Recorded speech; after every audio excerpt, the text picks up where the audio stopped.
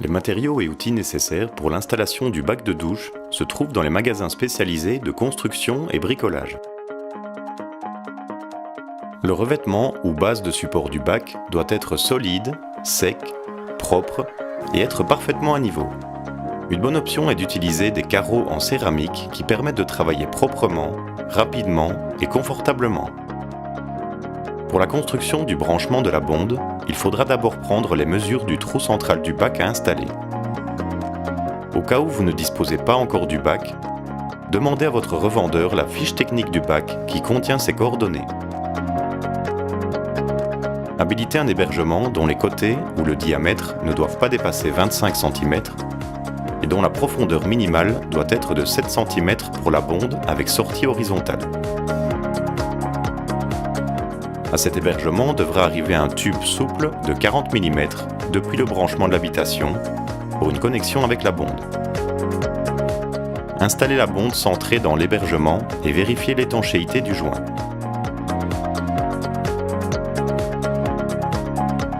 Amenez le bac et marquez tout le périmètre.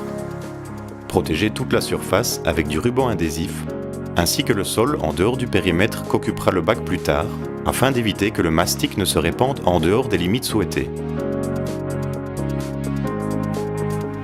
Remplissez avec du mortier tout l'espace autour de la bonde, en vous assurant qu'il est complètement centré par rapport au trou du bac à installer et au niveau du sol qui servira pour la base du bac.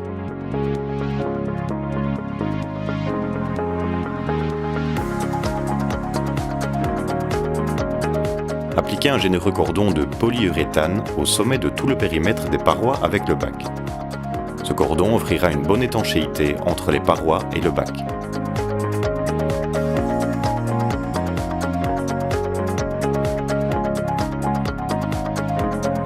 Après l'application du cordon pour le joint périphérique, appliquez généreusement le mastic de faible densité sur la base et étendez-le uniformément à l'aide de la spatule crantée sur toute la surface de la base.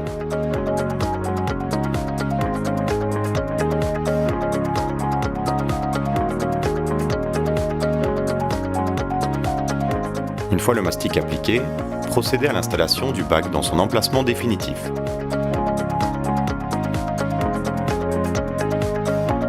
Protégez le bac à l'aide de son carton d'emballage et compressez-le.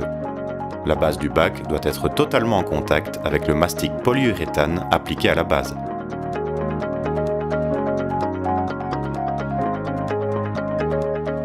Terminez l'installation de la bonde au bac en utilisant les joints fournis.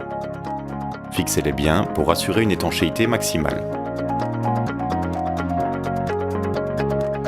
Comblez les espaces sur tout le périmètre entre les parois et le bac avec le mastic de polyuréthane afin d'obtenir une étanchéité totale. Retirez délicatement le ruban adhésif de protection autour du périmètre du bac. Avec le bac bien protégé, finalisez le carrelage.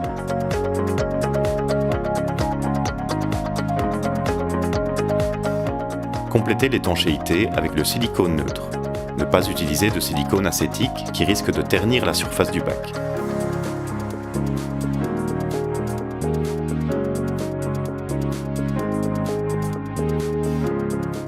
Procédez au marquage des trous du contour de la paroi en utilisant le niveau pour atteindre une verticalité parfaite. À l'aide de la perceuse et de la mèche de diamètre adéquat, nous percerons les trous pour l'hébergement des blocs. Installez le contour de la paroi et fixez-le avec les vis. Installez la cloison d'étanchéité uniquement à l'extérieur, contour et verre, en utilisant seulement le silicone neutre non acétique.